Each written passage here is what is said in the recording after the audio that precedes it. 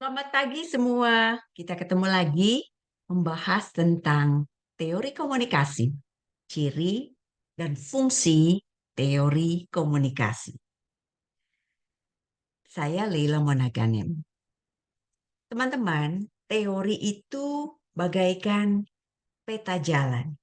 Bayangin kalau kita mau pergi ke satu tempat, kita nggak punya peta dan kita nggak pernah ke jalan itu akan menyulitkan kita. Dengan punya peta, kita bisa memiliki gambaran kemana arah yang kita tuju. Nah, ada beberapa ciri umum dari teori. Yuk kita lihat. Pertama, semua teori adalah abstraksi tentang suatu hal. Jadi, teori sifatnya terbatas karena hanya abstraksi tentang suatu hal.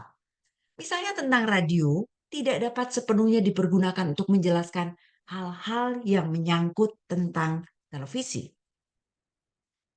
Semua teori, ciri umum lainnya adalah konstruksi ciptaan individual manusia. Jadi teori adalah konstruksi sesuatu yang dibikin sama manusia. Karenanya sifat teori relatif tergantung cara pandang si pencipta teori, sifat, dan aspek hal yang diamati, dan kondisi-kondisi lain seperti waktu, tempat, lingkungan di sekitarnya. Misalnya teori Maslow, eh, teori eh, piramidanya Maslow itu dibuat di konstruksi budaya individualis, beda sama budaya kolektivis. Jadi ketika kita ngelihat nanti dalam budaya yang kolektivis, mungkin akan ada perubahan. Jadi teori juga tergantung pada cara pandang si pencipta teori. Dengan demikian, teori komunikasi pada dasarnya merupakan konseptualisasi atau penjelasan logis tentang fenomena peristiwa komunikasi dalam kehidupan manusia. Oke, next kita akan lihat fungsi teori. Apa saja fungsi teori? Teori punya fungsi mengorganisasikan dan menyimpulkan pengetahuan tentang sesuatu hal. Hasilnya akan berupa teori-teori yang dapat dipakai sebagai rujukan atau dasar bagi upaya-upaya studi berikutnya. Jadi teori itu mengorganisasikan, menyimpulkan pengetahuan tentang suatu hal. Misalnya pengetahuan tentang bagaimana komunikasi di dalam perkawinan. Jadi dia mengorganisasikan, menyimpulkan pengetahuan terkait dengan hal itu. Next, fungsi teori adalah memfokuskan terhadap hal-hal atau objek-objek tertentu. Teori pada dasarnya hanya menjelaskan tentang suatu hal, bukan banyak hal. Kemudian fungsi teori menjelaskan, yaitu teori harus mampu membuat suatu penjelasan tentang hal yang diamati. Jadi teori itu bagus kalau dia memang benar mampu menjelaskan tentang hal yang diamati. Penjelasan ini tidak hanya berguna untuk memahami pola, hubungan-hubungan, tapi juga menginterpretasikan peristiwa-peristiwa tertentu. Fungsi teori lainnya adalah pengamatan, yaitu menunjukkan bahwa teori tidak saja menjelaskan tentang apa sebaiknya diamati, tetapi juga memberi petunjuk gimana sih cara mengamatinya.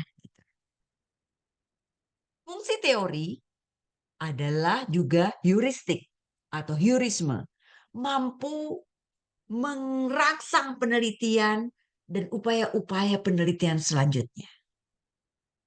Fungsi teori membuat prediksi, yaitu meskipun kejadian yang dialami berlaku pada masa lalu, namun berdasarkan data dan hasil pengamatan, ini dapat dibuat suatu perkiraan tentang keadaan yang bakal terjadi dalam kehidupan di masa sekarang atau bahkan masa datang. Fungsi prediksi ini terutama sekali penting bagi bidang-bidang kajian komunikasi terapan seperti persuasi, perubahan sikap, komunikasi dalam organisasi, dinamika kelompok, periklanan, hubungan masyarakat, dan media massa. Fungsi teori juga publikasi. Teori harus dipublikasikan, didiskusikan, dan terbuka terhadap kritikan-kritikan. Dengan cara ini, maka modifikasi dan upaya penyempurnaan teori akan dapat dilakukan. Fungsi teori lainnya adalah normatif, di mana asumsi-asumsi teori dapat kemudian berkembang menjadi norma-norma atau nilai-nilai yang dipegang dalam kehidupan sehari-hari. Teori berfungsi sebagai sarana pengendali atau pengontrol tingkah laku kehidupan manusia. Fungsi teori lainnya adalah generatif.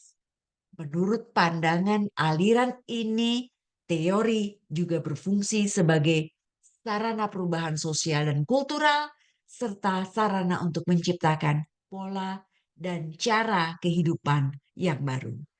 Demikian diskusi kita tentang ciri umum dan fungsi dari teori. Kita ketemu pada kajian berikutnya. Bye-bye.